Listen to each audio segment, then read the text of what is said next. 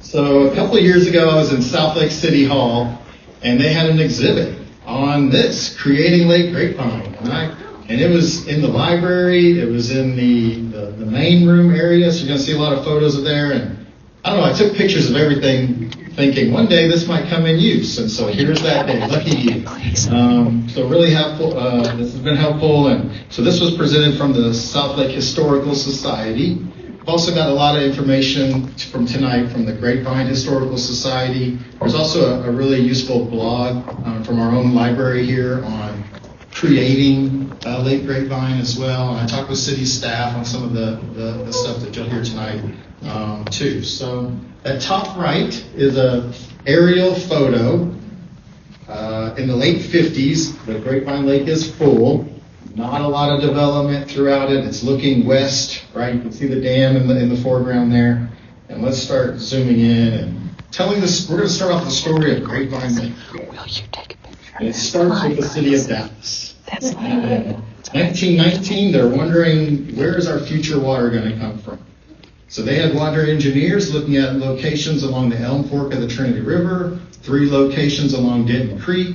And in 2023, the mayor, Dallas mayor at the time, declared that they supported the Denton Creek location for the dam. And it was presented in the Grapevine Sun at that time as well. And it just kind of stalled, though, for about 20 years. That's where the federal government came in. And there was an act that in 1945 to tame Denton Creek with Grapevine Lake. And at a cost of $12 million. Federal government was putting in $10 million. Dallas was putting in $1.5 million. The park cities, like University Park and Highland Parks, put in about $600,000 for water rights as well. And the city of Grapevine lost about like 12,000 acres of good farmland, and they put in about $25,000 or so for water rights, for the rest of their water rights as well. So the lake was moving forward with permitting and funding to provide water for city of Grapevine, the park cities, and majority of the water supply was for the city of Dallas. So this is an illustration published in 1947 in the Dallas Morning News. And you can see Grapevine Lake noted there along Denton Creek. And the dam and the outfall and the spillway was to be built in Tarrant County, with the majority of the lake bounded on the 2 bluffs, about 2 miles wide and 11 miles long, getting into Denton County to form Grapevine Lake. And it's interesting to note the lake on the top portion of that photo there, Lake Dallas. So Lake Dallas was created in the 20s as well. And it wasn't until the 50s He's my ID guy. It expanded and was absorbed into Lake Louisville that we know today. All right, so 1948, we're starting to build this thing. And around 30 farmers, local farmers of City of Grapevine residents, lost their land. Many of them bought more land and continued farming, or they started working on the construction crew to build the dam. So here you see some pictures on the top left of, a lot of earthworks are moving.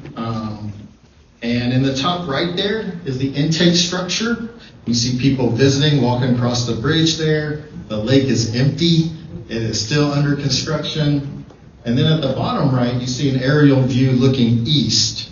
And that little, standing column is that intake structure. That white, that's the dam that was built. 4 million cubic yards of compacted soil and gravel was dug out of that area and formed to create that earthen dam.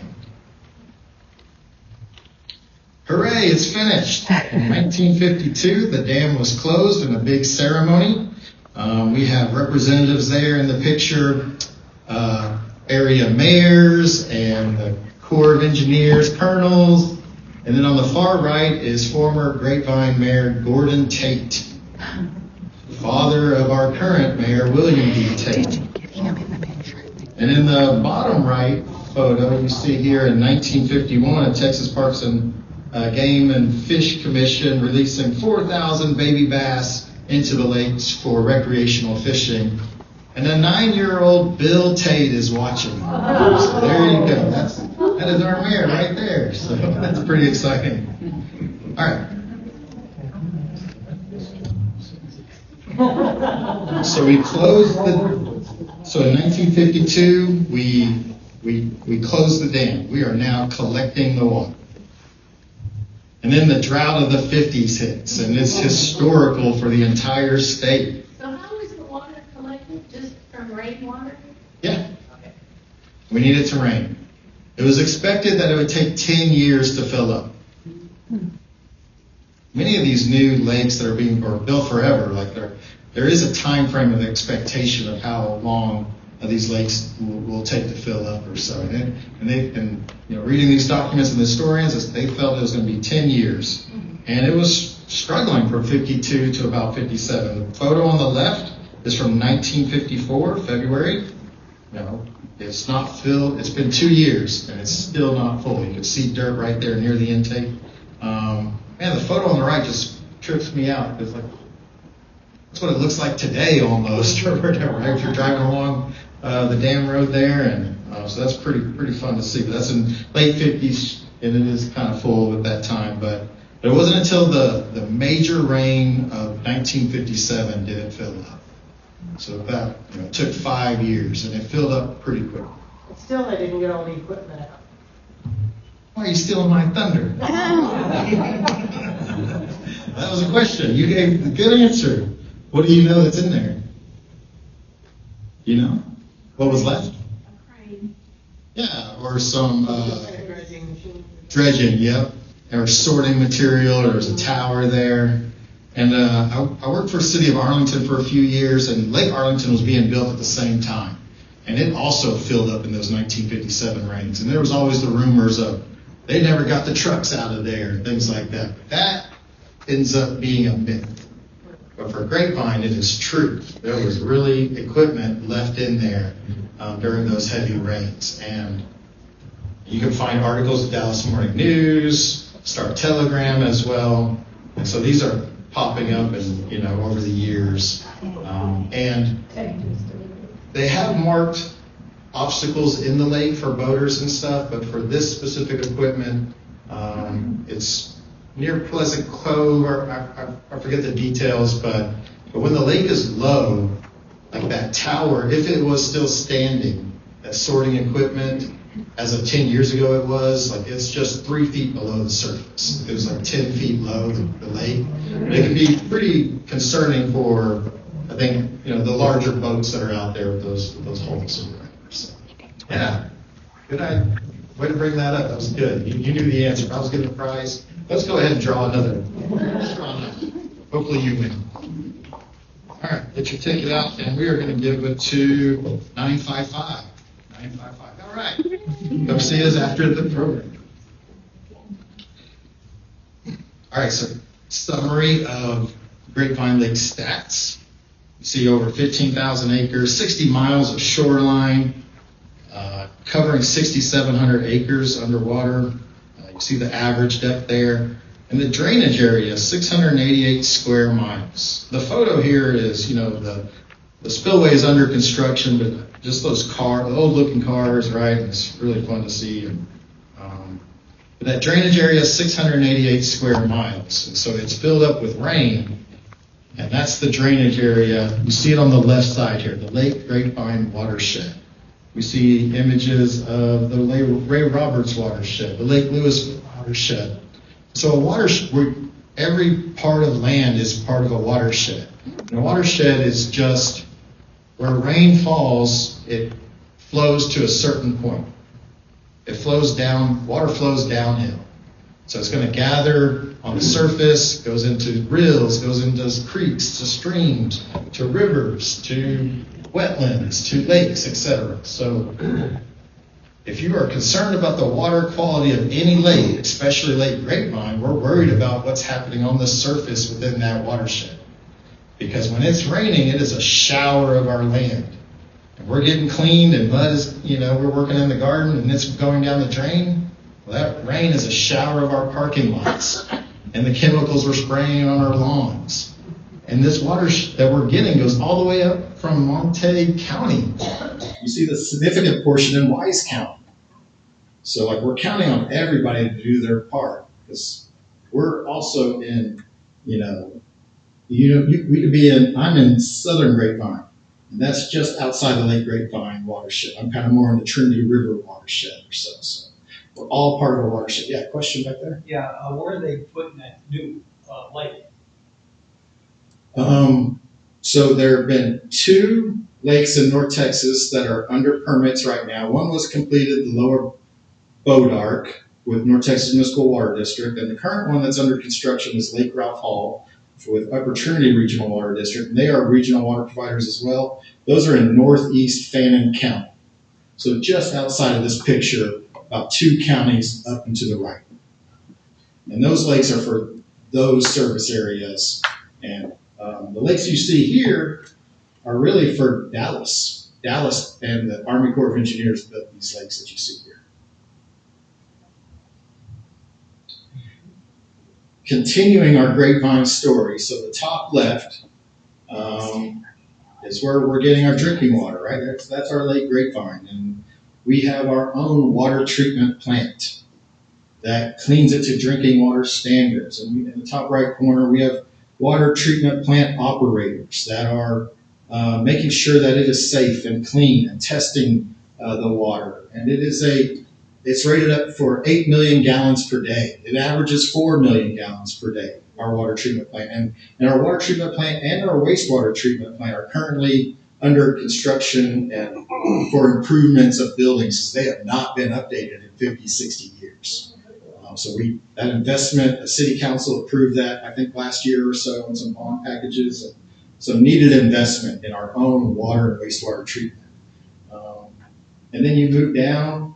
Once it's leaving our water treatment plant, it's going into the distribution system. We have 4 water towers. Collectively, they hold 4 million gallons.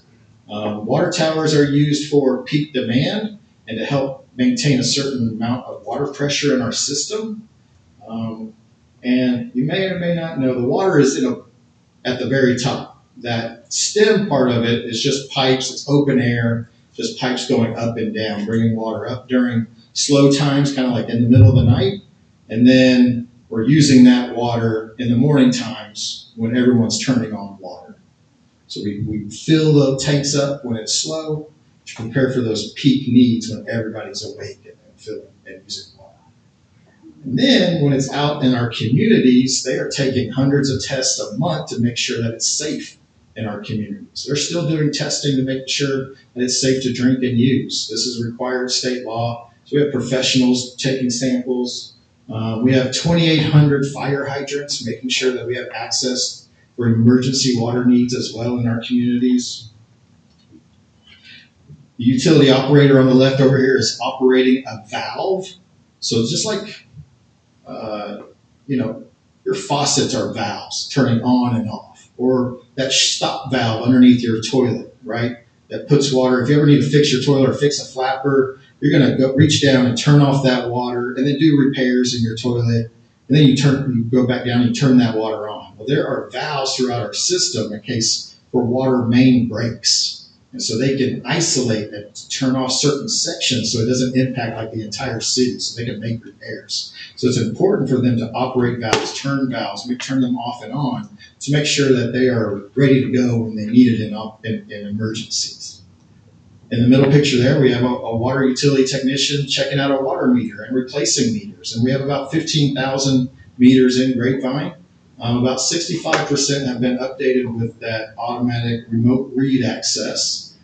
So they're making some investments on new meters. The funny thing though with new meters, over time, the parts in these meters, they're spinning components, and like everything, it wears down. And so when they're first put in, they're kind of measuring like 100%. Every 100 gallons goes through it, sold, used, we're measuring 100 gallons. And that's a good thing from a utility, and it's fair for everybody. We should be paying what we're using.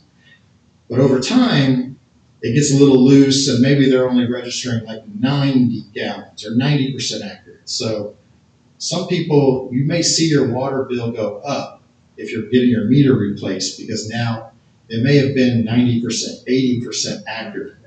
But now it's 100% accurate, and that is fair for everybody. It's not fun to get that new bill, but that can be confusing and difficult to explain to people of why maybe their water bill went up when that new meter went in. It's now registering actual use. And then if you're like taking walks in our neighborhoods, anybody seen these little stickers and storm drains, right? No dumping, drains to lake, kind of like that watershed. It goes into our storm drain systems. These curbs and gutters are part of our storm sewer system that prevents flooding of our properties, makes it safe to drive through our communities, but it's all being funneled to our nearby streams and creeks, and a lot of it's flowing to Grapevine Lake, Bailey Creek, Denton Creek, etc. And that water is not cleaned or treated until it's taken and used, or going through the water treatment process at the water treatment plant. All right, any questions on any of that? Yes, I got one real quick. What's your perspective on washing your car in your driveway? Yeah, good question. What's the concern, or is there a concern for washing your car in the driveway? I think the best practice is to try to find phosphate-free soaps. Wash the car on your lawn if you can. That may be difficult for many. From the water conservation, water quality standpoint, it's probably best to take it to a facility that recycles that water or treats that water. So those are some of the best practices there. Using a shut-off valve so we're not letting water run down the street. But it may be tough to understand, but probably the most environmentally way, if you are washing your car, is taking it to a facility that's kind of recycling and capturing those soaps. Unless you're you're just washing with like elbow grease and water. Yeah. And Grapevine Coda, basically, they outlaw washing your car. I'm not familiar with that. Anybody else know that?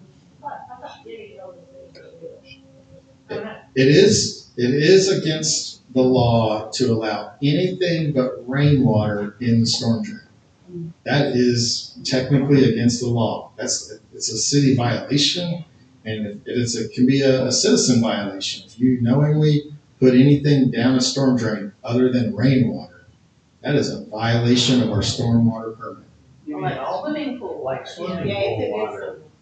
that don't. It's against the law. Yes. It's technically against the law. And sprinkler water could be against the law. It's not rainwater. Question? Yeah. Yeah. That is not a recommended practice to put leaves down the storm drain. But ideally, they would be mulched and blown back onto the property or bagged up and taken to a facility for composting. Yeah, question? We live along one of the branches, and we notice there's a lot of pollution in there, a lot of plastic bags, things like that, debris. How does that affect the lake? Is that a big concern? And we've heard that the lake has a lot of stuff in it, like fishing line and all that kind of stuff. Yeah. It's bad. It's not good for it. And, a lot of the litter is flying out of truck beds or, and our trash. I think we have really good trash service, but if people aren't bagging it correctly and things are just loose and it's flying out as they're doing their best, and it's really just one guy on a robot, he's not going to stop the truck and pick up that one. So it's tough. And I know everybody hopefully does their best. And ideally it would just be clean water all the way. Does the whole city of Grapevine get their water from Lake Grapevine? No. In the 1970s, we had to contract with the Trinity River Authority. In fact, let's do another giveaway. Let's see if you can win this one. 940. 940. All right, we got a winner. All right, come meet me at the table later on. Good job, Pam. So you share your water supply also with the Trinity River Authority. Our leaders at the time noticed that the lake was not going to meet the demands of the future growth for the city of Grapevine. So we contracted with the Trinity River Authority, and they have a water treatment plant on Trinity Boulevard in between Fort Worth and Euless, not too far away. And they also provided treated drinking water, and still do, with Bedford, Colleyville, Euless, and North Richland Hills as well. So we share. Majority of Grapevine's water, actually 65%, is coming through Trinity River Authority. So about 35% of our supply is coming from Lake Grapevine. Would it be like divided, like the northern part closer to Grapevine Lake is getting? Yeah, good question. It's not, but good question. So there are two connections from Trinity River Authority into the Grapevine system. I think it's like Pool Road and 121 or so. And it's just blends. Like water's going to go where water goes, or where the demand is. But the majority of our water is coming from now. The wastewater system is different, I believe, because there's probably like 32 lift stations to move wastewater. So water is under pressure, right? It is being driven by pumps and elevation, and should be a tight system. But wastewater, it's just, you're trying to use gravity flow as much as possible. And at some point, there are probably pools that they got lift stations to move it over elevation to get it to flow again downhill. And a lot of our wastewater is going to the Trinity River wastewater collection system in Irving. And then I think kind of the northern part of Grapevine, it is going to our own wastewater treatment plant, treated to almost drinking water standards, and then released to the nearby creek into the Grapevine.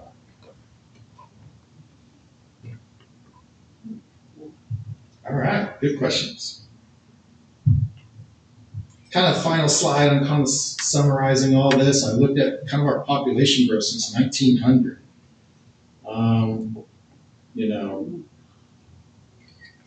A good jump, the biggest jump, percentage-wise, 60 to 70, it went from almost 3,000 to 7,000. But the growth from 1980 to 2000 is what really drove the Grapevine where it is today. Another 30,000 residents or so from 1980 to 2000. Today we're about 52,500.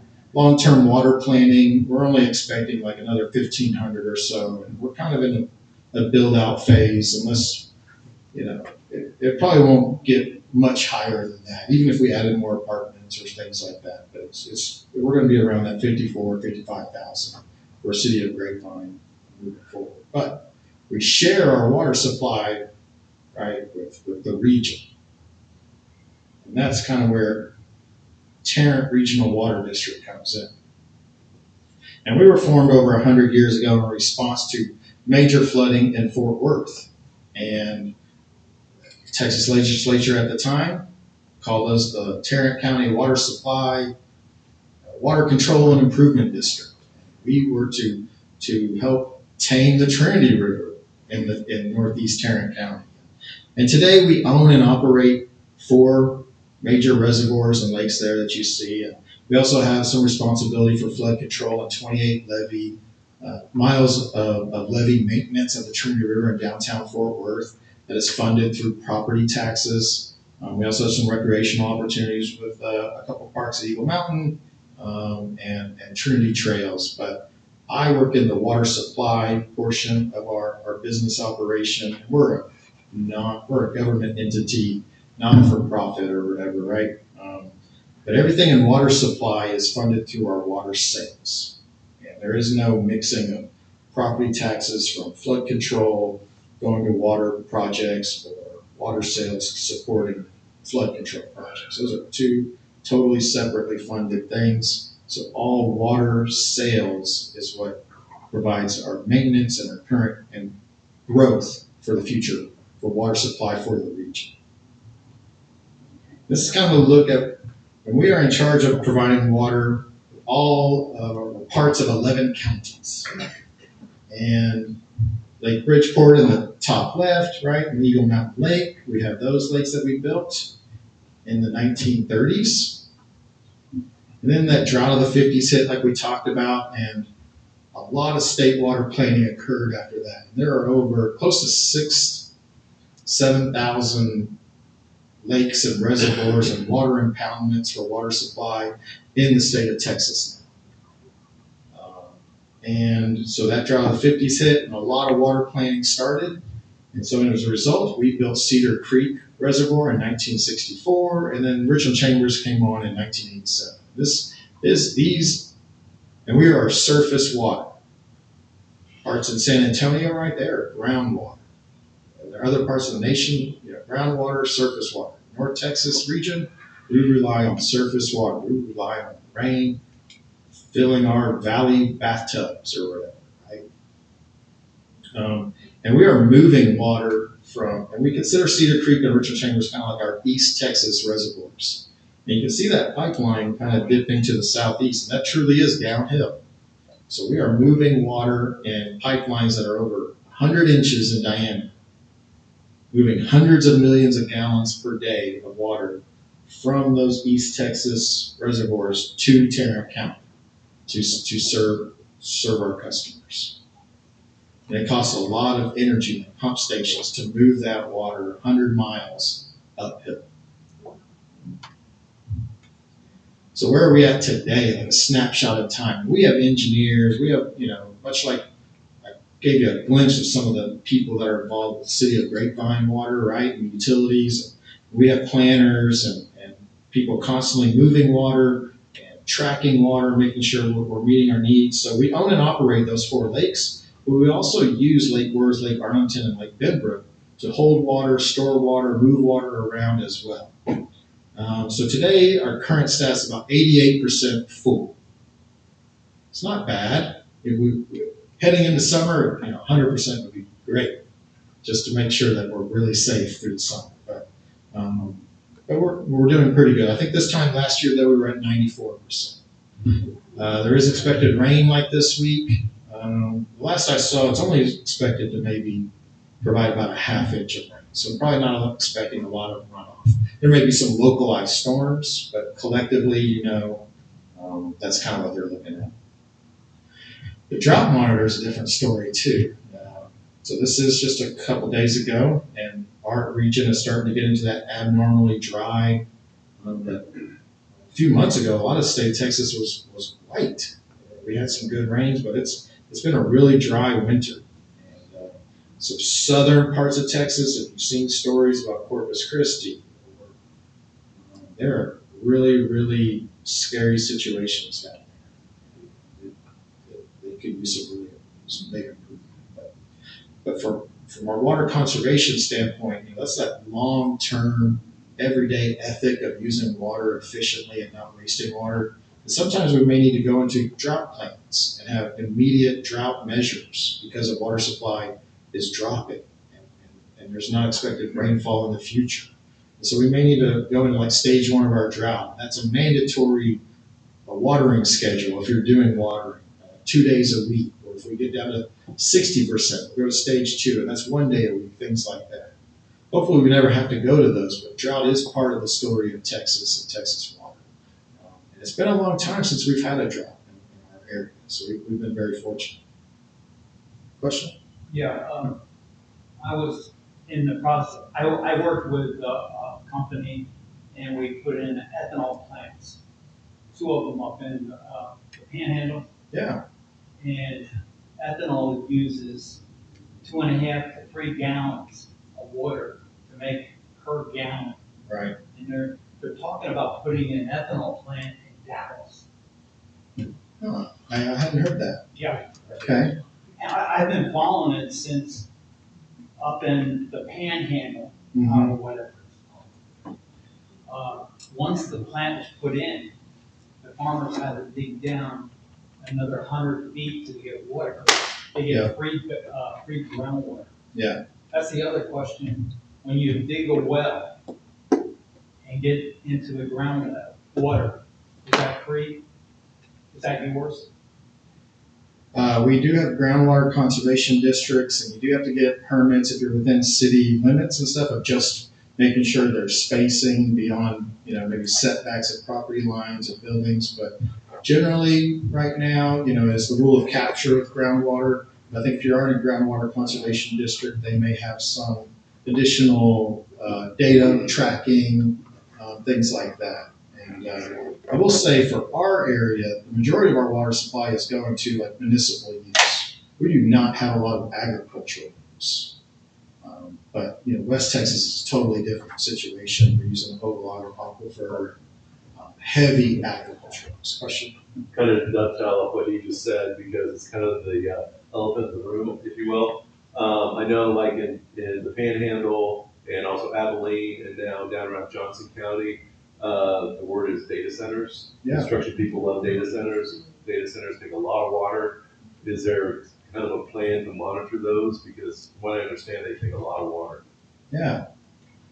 And Yep. And that is in the news, and there are a couple proposed. There's data centers already here. oh yeah. This region has some of the most data centers in the state of Texas.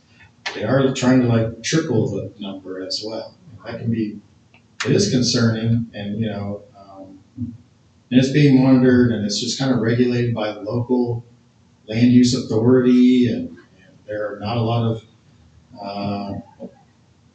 measures to maybe. It's challenging for especially county areas. No one's really talking about it. It's kind of like that quiet little. It's definitely heavy in certain counties. You can find a lot of stuff on social media, and there's a couple of representatives more in Central Texas where they've had more challenging water situations over the last 10, 15 years. We've been fortunate not to be in drought situations, so we've had the similar type growth, but they're having growth, but they've had those challenging water situations. So water is just top of mind more 3 hours south of us in the public realm. We just don't have that type of situation because it's just, when it's on the news and like we benefit. I want that to be so important for everybody every day, but there's a lot else going on too. But from our standpoint, we are obligated to provide water to our customers. That is our role. We are a wholesale water provider. And we have all needs contracts, and 90% of our water goes to City of Fort Worth, Arlington, Mansfield, and the Trinity River Authority. That is our obligation, is to serve our service area. So we do not do, we don't like what you're doing. Or if you are asking for water, we if it's reasonable and we find ways to serve our area. That's the Tarrant Regional Water District's kind of where that's our bounded limitations or our obligations. That kind of leads me into that, so that we don't treat the water. So when we sell it to them, we bring it to this foot, the door of Fort Worth or Arlington or Trinity River Authority. They have the water treatment plants. They clean it to drinking water standards to make it safe for our communities, and we're using them in our homes, in our schools, and our businesses. So that is our obligation. We do the big stuff, big lakes, big pipelines, big regional projects, and it's a cost share to get to that point. And right now we're selling like 1,000 gallons of raw lake water, surface water for like $1.45. That's the start of our water rates here locally. And then for Grapevine, Trinity River Authority has, they have energy and human capital, employees, and chemicals to treat that water to drinking water standards and then deliver it to Grapevine. And then Grapevine has staff and employees to maintain the distribution system. And Grapevine is charging $6.88 per 1,000 gallons. So treated the best drinking water in the entire world. 1,000 gallons for $7. Like, that is a great deal. But when you get that water bill, it may seem $100 because you use 20,000 gallons or something. But that's amazing. But I know not everyone has that perspective. And question? Yeah, I've noticed that bottled water, pure bottled water like this was Pure Light, was filled by a garden hose in Dallas. It literally says garden hose? No, I see. But from Dallas, Texas. Yeah. And then all the chemicals they put in. So people are drinking this purified water. And, Yeah, a lot of time that's reverse osmosis. They may take it just a little bit further step or so, they may, or it is bottled. Same, I try to. How did we drink water in the 70s and 80s? Like, right. But when you went to the park, you had an igloo or you brought cups. And, there's definitely been a movement for drinking water bottles, reusable bottles. There is some convenience and emergency factors with bottled water. We do not in the water utility promote drinking bottled water. We want you to use our tap water. We use tap water.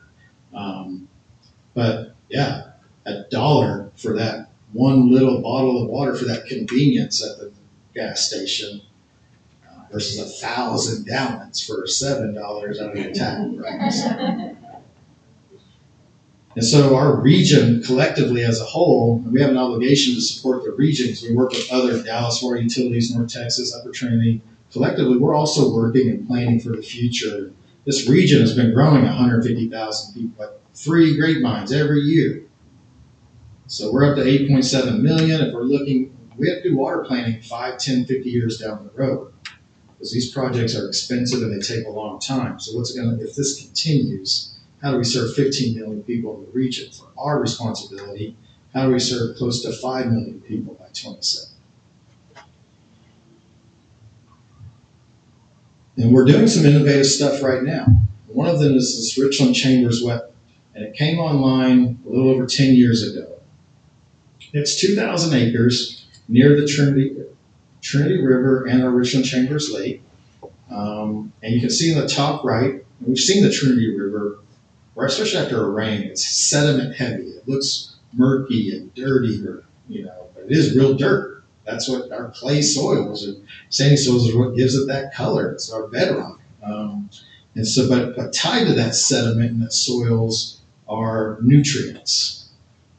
Nitrogen, phosphorus that can be challenging to treat or impact the water quality of our lakes. And so this water is in the Trinity River flowing down to Lake Livingston to be used by the city of Houston, or it goes to the Gulf. But there are still water rights available for that water. So this is an indirect reuse project. We are pulling water out of the Trinity River. We have rights to it because we make allocations or we're purchasing it from wastewater treatment plants, things like that. But we don't want to take that water and directly put it to a treatment plant that can clog up the filters quickly or be challenging to treat, or put it directly into the lake because now we're affecting the water quality of the lake. So we're slowing that water down and running it through a series of cells over a couple days, and it's moving through plants and it's dropping that sediment. And we're capturing those nutrients. And as it moves through at the very bottom, you can see that clear water, and then we're moving that water into our lake, and that becomes part of our urban water cycle. So this 2,000 acre lake or wetland system is about the equivalent of this 15,000 acre grapevine lake. Like the footprint of that produces about the same amount of water. And it has a lot more wildlife benefits, right, with birding. Problem is, eventually, there's only so much water in this Trinity River watershed or something. Or there's only so much water that we're flushing down the toilet or using into the river. Eventually, with population, the math just shows we may need new water in the future. But right now, this wetland is great. Others have copied this type of project. And we're building another one. We're going to build a Cedar Creek wetland. It's called Marty Leonard Wetland System. And a 10-mile pipe to move it from Trinity River to our Cedar Creek wetlands. And so this should be online by 2032. It was mentioned the lakes. Upper Trinity's building Lake Ralph Hall. North Texas built Lower Bodart Lake. This is our major water project right now that we're moving forward. We've had the land for about 10 years. We could have built it earlier, but we've had advances in water conservation. We've been able to hold it off a little bit. So this is our next project. This is moving forward. Should be online by 2032. So this is huge for us and a really, really good opportunity. We're also looking at aquifer storage and recovery.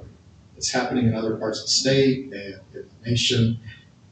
In boom times, when we do have a lot of water, and we're losing a lot of water to evaporation, we can't stop the natural water cycle, right? The sun is what drives the water cycle. It's evaporating water, condenses to form clouds, clouds rain down, like we learned that.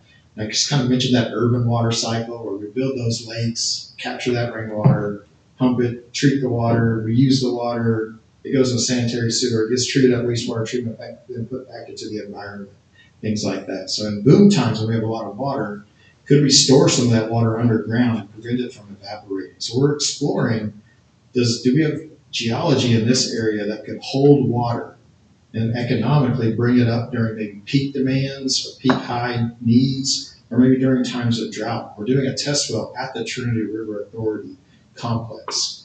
It's a pretty expensive project. I don't know how economically feasible it will be in the long run, but it's something we are trying. It's an innovative water supply project. We were one of the first ones to do a wetland system, so we're also one of the first ones trying this aquifer storage in this region to see if it works for us. The question, so, Yeah. the previous discussion for this, is what, it's a filter. Yeah. It's a filter. So, is the filter get clogged? Yeah, good question. So you asked, the wetlands is kind of filtering it naturally. Does it get clogged? And it does. Eventually, all of our lakes, if we were not around, they eventually would all fill up. It's just the natural processes of rivers and streams to carry sediment and meander back and forth and drop sediment over here and erode sediment over there.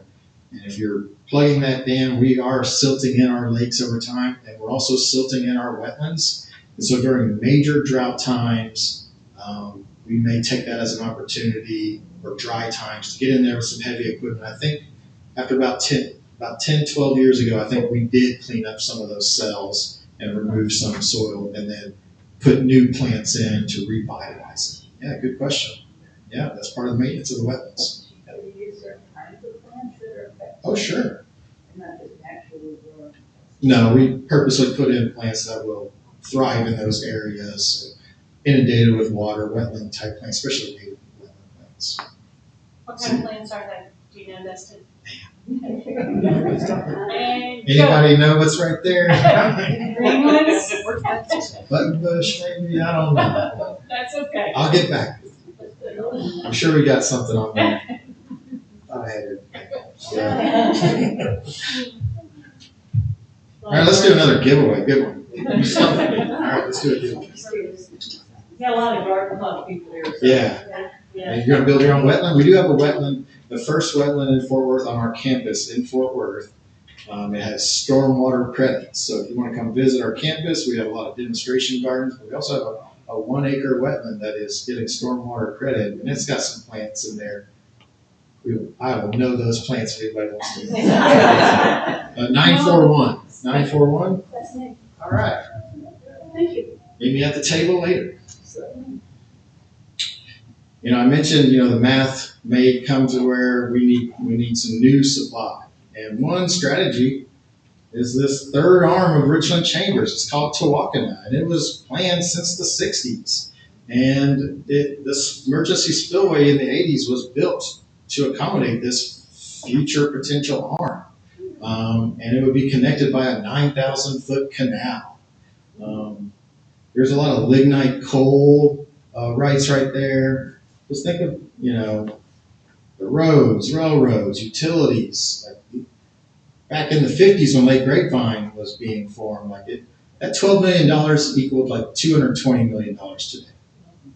And I don't think they had the same type of environmental remediation for bottom hardwood forests that you have to recreate, or there was not, I mentioned it was all farmland and had low amount of trees. It was a good spot. And they had to maybe move 377 a little bit or something. But today's world, everything that's in there, this is where these projects get to be $1 billion and above nowadays. And politically, no one wants to sell their land for these things, so it's very, very challenging to build these areas for us. Question? Yeah, I have another. I've been studying water since I been that ethanol plant. Yeah. All the farmers moved out because they went down 150 feet groundwater. But the voters, us, Opposition 4, cleared for $20 billion. Can we get some of that for water? Yeah. And we are. Gonna get some. Right, we're working on, applications for that. I think those are low interest loans over the time of 20 years, I believe. But the state of water needs is like over $80 billion. Like if everything was being built to cover the entire state. That funding was, I think, some sales tax is now being appropriated like $1 billion a year to create that 20 billion fund over that time frame or so. And everyone else is applying for that funding and stuff. So we are also applying for situations that we have low interest loans for our current project as well. We'll try to take advantage of those opportunities as best as we can too. But yeah, thanks for bringing that up. That was voted on just a couple of years ago. And so we do treat water. Yeah. Was last Last fall. Yeah. Yeah. November we Yeah. voted Opposition 4. Yeah. Yeah, that's great. $20 billion out of our taxes, I guess. Yeah, over time. That's over 20 years. Yeah, over 20 years. Yep. Yeah, that was the citizens of Texas voted to invest in water infrastructure for the state. Yep.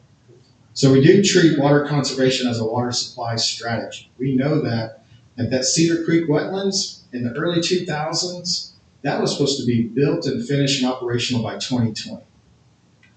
But we've been able to kick that can down the road, so to say, 12 extra years because the demands did not occur because of water conservation. So water conservation is our cheapest source of water supply. It's our water we already have. It's our infrastructure we already have. It's just using it more efficiently, more effectively, and just getting more mileage out of it. And so we do that through a lot of different ways.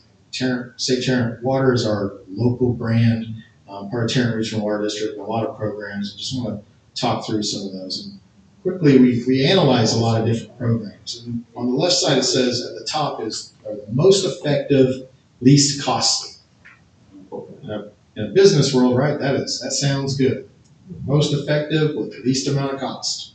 And so from a water provider standpoint, new toilet standards occurred in 1994 with the Energy Saving Act, where at the time, low flow toilets were 3.5 gallons in the 80s, and then it moved to 1.6 gallons in the 90s. By 2014, the state of Texas adopted 1.28 gallons as your only toilet you can buy now in the state of Texas as a high efficiency flush toilet. So people replacing their own toilets, we are benefiting, the water utility is benefiting and not putting any money out there. So that is the most cost effective program. People just changing out their old fixtures on their own is great. And the next one is like price influence. People respond to pricing. So just charging more for maybe those higher usages, you get maybe a 10% pullback on some of that use. So you see some of those other things, but these are some of the things that we're getting into now as a water provider as our conservation program advances. So we want to look at maybe some rebate programs targeting outdoor use, landscape ordinances for new development, public education, continuing that, watering recommendations, and watering schedule ordinances such as time of day and days of the week. Those are extremely effective and low cost type programs. And we focus a lot on outdoor water use because the indoor stuff, we used to do a lot of that, promote, yes, I do want you to take shore showers and capture that shower water. But ultimately also, I don't want you to please still turn off when you brush your teeth, right? But generally, if I have a limited budget, am I going to focus on indoor water use? And that's kind of occurring over time frame. But outdoor water use is what's driving all of our treatment plant expansions. And it's all to meet that 1 week in late July and 1st of August. Everything is built for that peak. Like our highways next to the airport, everything is built for that 8 a.m. rush hour. 3 a.m., there's 10 cars on the road. But it's built for that peak. Our water systems are built for that peak. That's also why it's extremely expensive. and it's that peak is being driven by our sources. So in our 60 up to 70% of our water is being applied to our landscapes. So a lot of our programs are going just being more efficient with outdoor water use. So this is an example of the city of Fort Worth, and many communities around this region have also adopted like a twice per week watering schedule, just as a normal everyday watering schedule. Most cities have already adopted 10 to 6, like no watering outdoors between 10 a.m. and 6 p.m. And the city of Grapevine has that ordinance as well. So no operating sprinklers. You can check them during that time, but not operating them regularly during the day, because we're trying to save with evaporation and wind and stuff. So we do want all of our customers eventually to kind of move towards this everyday watering schedule. And what also benefits, I know it, I may not need it because I know about water or whatever. I know the best times. I know how to water my lawn, but new people are moving in all the time. And people need help and direction and on the best way to practice. So there are some benefits to as a community coming together and saying, yeah, this is important, things like that. We also have the Water is Awesome campaign. Last year we introduced watering your lawn as easy as 1, 2, 0. We're saying water your lawn 1 day a week if you need a little water, 2 days if it's been hot and dry, and 0 days if it's had a lot of rain. We introduced some animal puns. You see squirrel there, and we're kind of continuing some of that in the next month or so. Don't know where our direction is for the summer campaign, but we do radio and television. Hopefully some of y'all have seen some of this in the last couple summers as well. We were showing some videos on the Texas Yard Makeover. We did this HGTV style show a couple of years ago. Lots of resources at waterisawesome.com. We have a new plant search tool if you want to look at that. Updating your landscape. And really the idea is kind of think of your landscape in thirds. A third of usable turf grass, a third of landscape beds that can provide, support pollinators, add beauty and color and texture to your property, and maybe a third hardscapes or walking areas or patios. That's just one way to kind of think of that new landscape, rather than 90% lawn, 2 shrubs, and a stick tree. Right? So kind of thirds, and breaking up with sprinkler systems that accommodate those areas as well. So that's kind of where we are with the Texas Yard Makeover stuff. Sign up for the weekly watering advice if you haven't already. If you have a sprinkler system, go to waterisawesome.com. It's a free email or text message every Monday. I put it out, literally. I have been doing it for the last 9 years. I missed one Monday because I was on a Boy Scout trip. So, and there are so many holidays on Mondays. It's pretty fun. But it's mat-based and it's free, and it lets you know if you need a little water that week or turn it off that week. This week's recommendation was, we did recommend a 1/4 inch last week. We said hold off this week because we're hoping for that rain, next couple of days. And when we are setting our controller, following that weekly watering advice, we want to do the cycle and soak method. So instead of running sprinklers for 10 minutes or 15 minutes, your soil can only absorb so much water at a time before it starts running off. So we want to break those down. So instead of 10 minutes all at once, let's do 2 5-minute sessions. 2 5-minute start times. Run times are 5 minutes. Start time at 4 a.m. and 5 a.m. instead of just 10 minutes at 4 a.m. It allows that 5 minutes to soak into the ground a little bit, gives it time to get deeper. Hour later, you come in with another 5 minutes. And it's just more of the water gets put into the ground and less runoff down the street. So shorter cycles, and we will get more water into our lawn. Sign up for a sprinkler evaluation. We have licensed irrigators that will come out to your property, walk with you, run it for 2 minutes, help you with your controller. It takes about 30 minutes of your time. You can ask any questions you want. They do not do repairs or improvements. You will not be upsold anything. If you are, I want to know, because things have changed. That is not part of the program. This is an educational program. They are licensed irrigators. We do about 2,500 of these a year. There is a website on the city of Grapevine. You can go to their own Grapevine website, but it's through the same link or whatever. We partner with our customer cities. You can also go to Save Tarrant Water and sign up as well. And while you're at Save Tarrant Water, sign up for our monthly newsletter. We have lots of other events and classes, online, in person, throughout the region as well that you can go visit. The Bedford Public Library has a lot of classes as well. We do classes here, or Colleyville Public Library has classes. So there are some other opportunities nearby.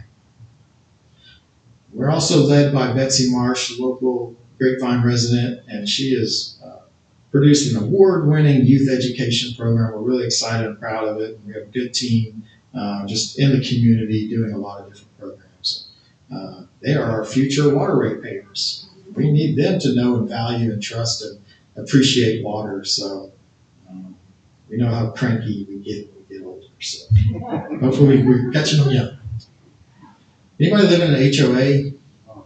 Okay. So the Texas legislature did pass a law a couple of years ago.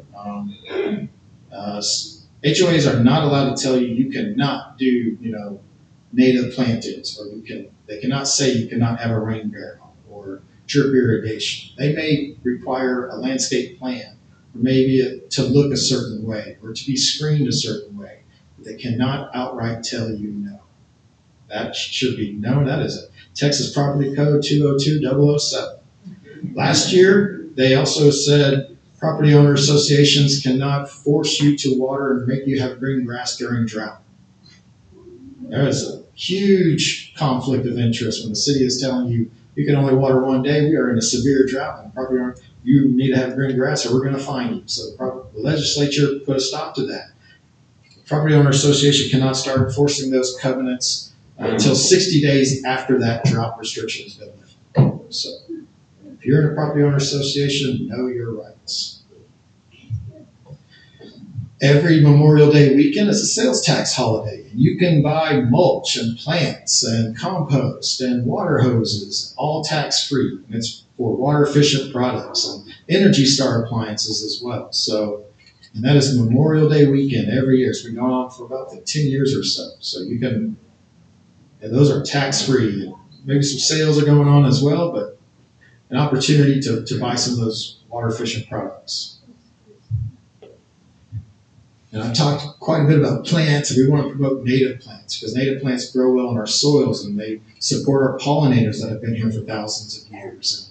And the monarchs coming through, right? And so we got the Grapevine Garden Club annual plant sale, April 11th at the Botanic Gardens here, 9 to 1. You can pick up drought-tolerant plants and pollinator plants. So I've had plants in my yard, still do from that sale. So take advantage of that. And then a lot of Native Plant Society recognized partner nurseries supporting native plants. And that list has grown so much over the last 10 years, and it's really local, it's really close. Support these nurseries because they are trying to help us, and this is good stuff for our region. And I'm closing up, and only tap water delivers. Without the infrastructure and the investment and the people and the focus on water, tap water specifically, we do not have these things or the quality of life that we enjoy every day. And you hear all these sayings that water's, whiskey is for drinking, water's for fighting, or water is precious, water is life. All those things are so true when you're in this field. And we want people to know and value and appreciate water, and continue that investment and tell others about it and not waste water.